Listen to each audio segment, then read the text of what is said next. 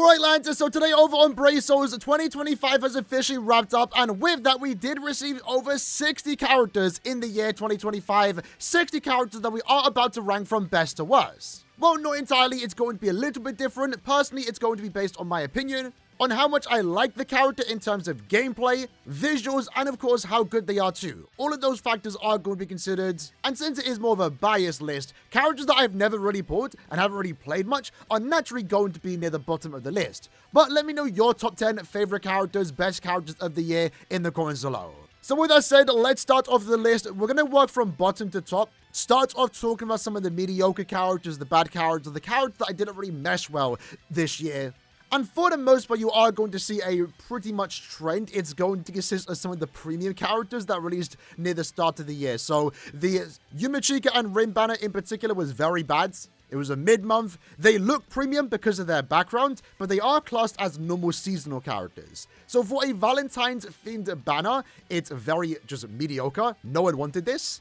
It's cool that they finally give us some filler characters, and that's actually been a little trend this year, is that some of the premium characters were based off filler episodes. I don't entirely dislike that, but this banner in particular, it was just two mid characters. Yumachika recently releasing after Esnot 2 to try and make him better, but ultimately you just didn't really ever use any of these two units. So with that in mind, we are also going to put these characters into Gin and Toshiro. Funny enough, these are the two characters that Soul Resonance are getting. Toshiro just happened. We are getting a Gin later next week. But those two characters have been done before. Not really that much of a fan of Toshiro prior to 1000 Year Blood War. At least when it comes to Brazos characters, I really like the 1000 Year Blood War Toshiros that we do get. We actually did get another one this year, and we might even get one in the year 2026. But when it comes to premium Toshiros, they don't really do anything for me. Same goes for Gin. He was just a merely normal attack damage character. These are characters for the most part I just haven't really used all that much. I guess we'll continue with that. I do like Halibo a bit more, and I'm going to put Stark around here. Stark has already been done. He's had a base Espada. I am kind of bored of the base Espada trend that we have been getting over the last few years. It's been a while since we've last received a resurrected Espada. Really, the only time we did get that of recent times is the Segunda Tapa Okura, but he's a special case. Would love to start seeing more resurrected Espada. So Stark, having already been done, again, didn't really excite me all that much. But I will give benefit of the doubt to Halibel in particular. She was a good normal attack damage character at the time, and we have never received that version of Halibel. So it was nice to see in the game, but again, wasn't really too excited about it. Next, though, I guess we can talk about Kon and also Uru. Where would I put them between these characters? Maybe just above the Yumachika and Rim Banner. This one was a bit more fun, since the characters themselves are naturally a bit more funnier, right? It's Kon and also Uru in their superhero Karakuriza outfits. Unfortunately, though, I kind of skipped those filler episodes, so again, really didn't do much for me. And then both characters, too, were a bit mediocre. I would say Uru was a little bit better, given the fact that she did have some team support abilities. Now, for the most part, that does get rid of all the, base premium characters outside of an anniversary at Big Celebration, for example. Other than that, though, I think the art book or artwork Kubo playable art characters are going to be some of the lower units here. I do think, though, they are actually really good units, but a lot of them were normal attack damage characters. Melee ones at that, too. I do like normal attack damage characters, and I have been liking what we have been getting post 10th anniversary with normal attack damage characters, but really only when they're a ranged unit. I also didn't port any Kubo playable art characters, so naturally they are going to be lower. But they also released at a time where morale for the game was at an all-time low, given the 10th anniversary situation. And even though I'm actually a decent fan of the idea, the concept of Kubo playable art, the designs themselves didn't really do much for me, and at the same time, I think I'm kind of getting a seasonal fatigue when it came to Brazos in the year 2025. We had a lot of seasonal banners. More than Blood War, surprisingly. So that's going to be my bottom 10 characters, 60 to 51. Moving up a little bit, let's have some other Kubo art characters here. So again, they're all going to be pretty much near the bottom. I think I liked Ruki a bit more. I am biased. I do like Rukia more than Orihime. And then also the Kubo playable art, Neliel and Rangiku. Again, I just didn't pull any of them, so I don't really have much opinions on them.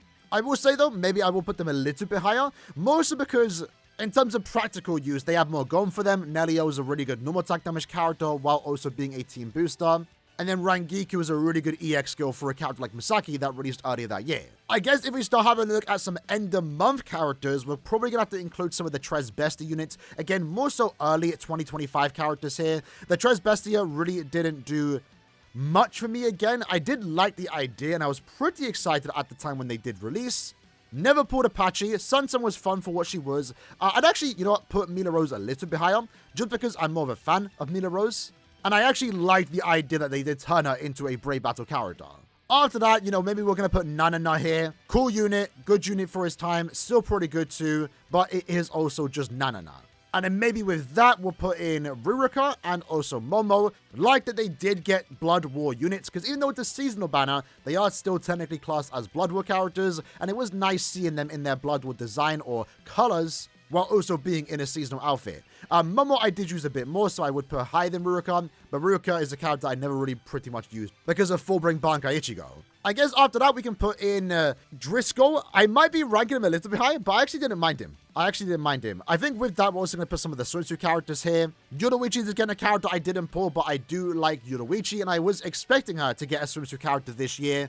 Maybe didn't entirely need to, because we did get the 1000-year Blood War Yoruichi later that year too, which is something that I didn't expect to see so soon. But I think this category, 31 to 40, are most of characters that I either just liked the character when I first pulled them, or I just liked the design.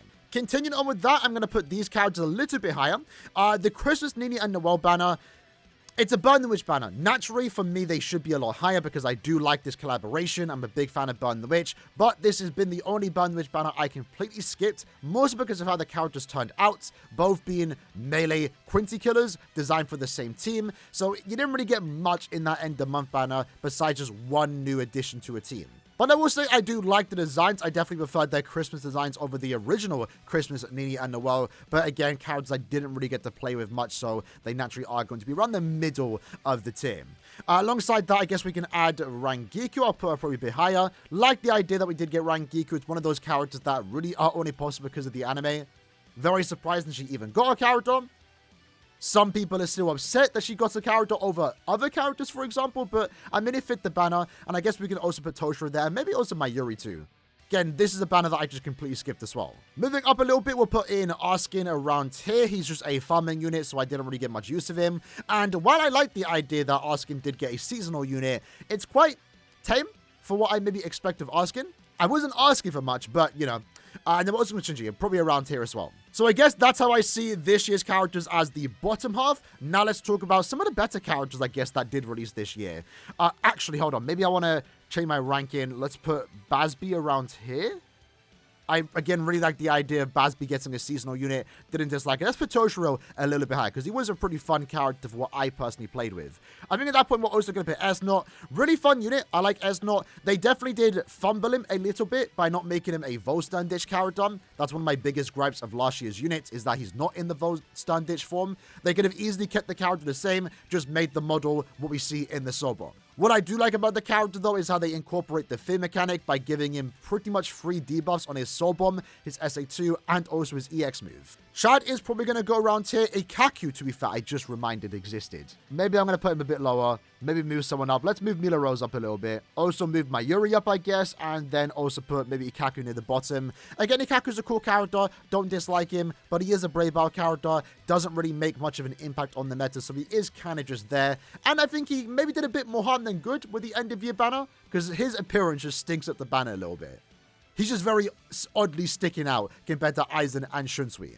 Other than that, though, I think this is where we're going to put the Swimsuit Burn the Witch characters. I think I actually liked Macy the most of the three.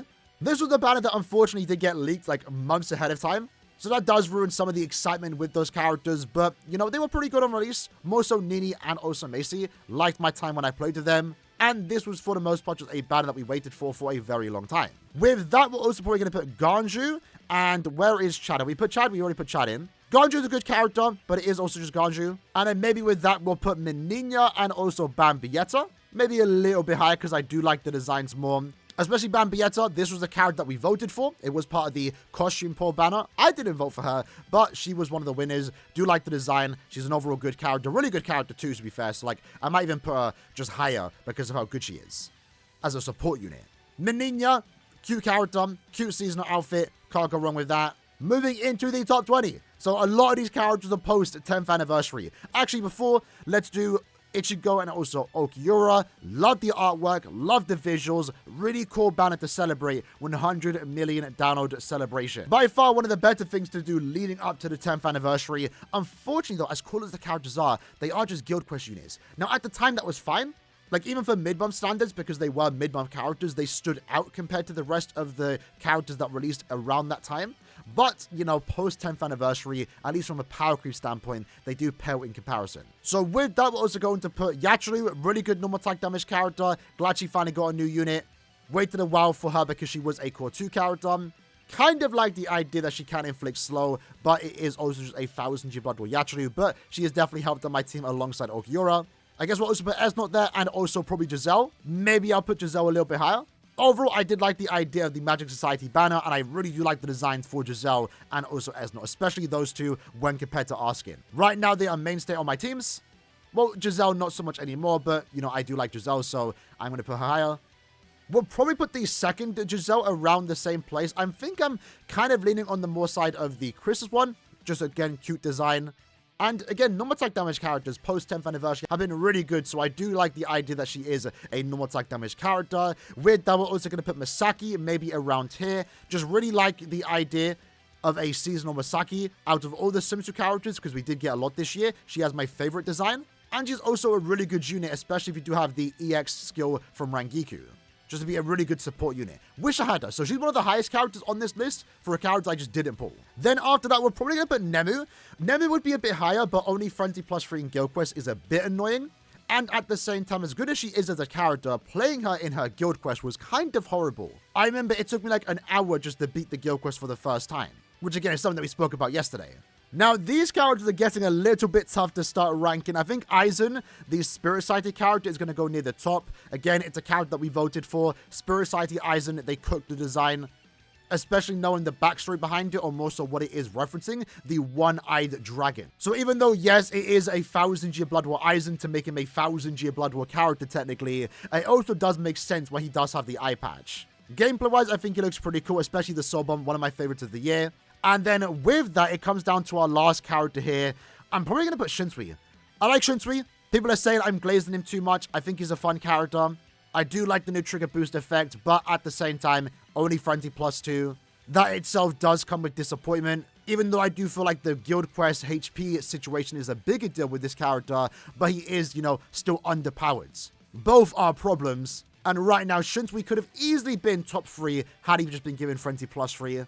But due to that, I think right now he's just being edged out on the 11th spot. So this is where it gets really tough in terms of the top 10 characters of the year. We can actually start zooming in now. In this case, I'm going to put Aizen and also Byakuya. I think I definitely preferred Aizen over Byakuya.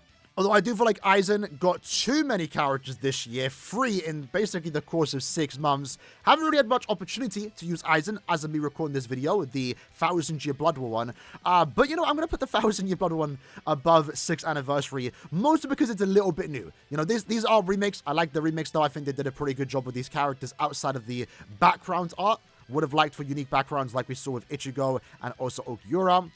Aizen, though, really good visuals. Again, it's just basically him using Hado 90, but he has the uniqueness of him being tied to the chair. It's just super funny. It's super goofy. I'm here for it. It's stuff I like to see. Now that I think about it, Jushiro, I think I'm going to put here, maybe, and then put Jushiro, Shinsui top 10. Just because I don't like Jushiro's visuals. Jushiro's a very good character, but he's not... Like, he's fun because he's a good character, right? It's one of those ones. It's kind of like Shinsui and Jushiro switched. I like Shinsui more. It's a cool character, a unique effect, good visuals, but underpowered. With Jushiro, it's a good character, very good unit. Overall, one of the best characters of the year, but it's also Jushiro for a moment that, while big in the story, doesn't really translate to a very fun unit per se because his visuals are kind of mids. He just has like wind attacks. I think they could have done a better job with him, more so giving him more Mimi Huggy effects. And if they'd done that, I think he easily could have been top 10. With that said, let's put Uryu onto the spot. Right now, this might be a hot take. It really just depends on how you feel about Brave Battle characters. I know Brave Battles isn't the most fun game mode to play, but when you do get a broken Brave Battle character like Uryu, it does make it a bit enjoyable, especially if you have him. And the way Uryu right now has been dominating the Brave Battle meta has been kind of surprising. It's super toxic to be fair, but I have him. So it's not toxic for me. And in a way, I kind of like the idea that Brave Battle games can now end in under 10 seconds because Uru just absolutely snipes them. While it was disappointing on release that he was a Brave Battle character because it is Volstan Dish Uryu, we all understand at this point that he is going to get 2 more 1000-year Blood War characters. He's going to get one based on his fight with Ichigo because there are moves in his kit that he doesn't use in this particular version, and he is also going to get one from Core 4. I remember ranking my top 10 favorite characters, I believe, from 2020 or 2021. And I do remember Yugrim making it to the top 10 because, you know, even though Toxic, when a character is broken in Brave Battles, it is a bit of fun playing with them. And then it comes to, like, the top 5 here because I do think I want to put these a little bit higher. I'm going to spoil it right now. I think Yoruichi is going to be a number 1 and Renji might be a number 2, truth be told. When it comes to original characters like Ichigo and Rukia, I definitely prefer Ichigo. And now I think I'm going to put above, maybe around here. I feel like this is my position right now for my favorite character this year. My best character in terms of designs, gameplay, and just being biased towards it being a certain character. I like Rukia. And then now is a character I never expected to be so high, but I really do like what she offers as a normal attack damage character. She has good buffs since she does have the aura effect. And while I do like the aura effect of Shuntui, it's not as blinding as Shuntui's, and I think it looks a lot better around the screen with the Godslayer light. It's one of the benefits of getting an anime 1000-year Blood Runner now. It's something the original one didn't have. Makes it look really cool in-game. It's also just good getting a good Nanao. And right now, she's a very good support that you're using almost every week when it comes to Guild Quest content, if you are using a story buff. And with that in mind, you can say the same thing about Shunsui. They pretty much provide the exact same buffs. Nanao being better for a support because she does provide barriers and heals if you need those. But if you are missing Nanao, Shunsui does fill that spot. It's pretty much the exact same thing. Not always do you need the, barrier and also heals. But Ichigo and Rukia, original designs, I think they did a pretty good job, but I do prefer canon characters. But I think the thing that's carrying Ichigo over Rukia is the Soul Bomb. Ichigo has one of the best summons in the game. It's so good. It's so good. Love that Soul Bomb. Can't complain about it. Bankai Renji Redemption this year. One of the biggest W's of the year, in my opinion. Near the end of 2024, we did get a Bankai Renji. Super disappointed because he was a Brave Battle character with the assumption that he wasn't going to get another 1000-year Blood War character. But he did because he did show up in Core 3. Very good visuals. Overall, very fun character, especially because he's a good character too, right? Again, Shunsui would have been higher had he been given Frenzy plus 3. But I think for me, the start of the year might actually be Yoruichi. Just a super fun character, as expected with Yoruichi. She has a bunch of flash steps, she's super fast. The kit itself is very good because it complements her playstyle as a fast Shunko type character. She's always moving forward with the SA1, SA2, full screen, strong attack 3. Lightning effects look really good on this unit, and the Soul Bomb, again, very similar to Renji, is one of the best in the game because when the scene looks good in the anime, it looks really good in-game. Love, like, the impact frames that they have going on. Just very good unit. Never would have thought Yoruichi would be my number 1 of the year, even though I do like Yoruichi. She's one of my favorite Bleach females.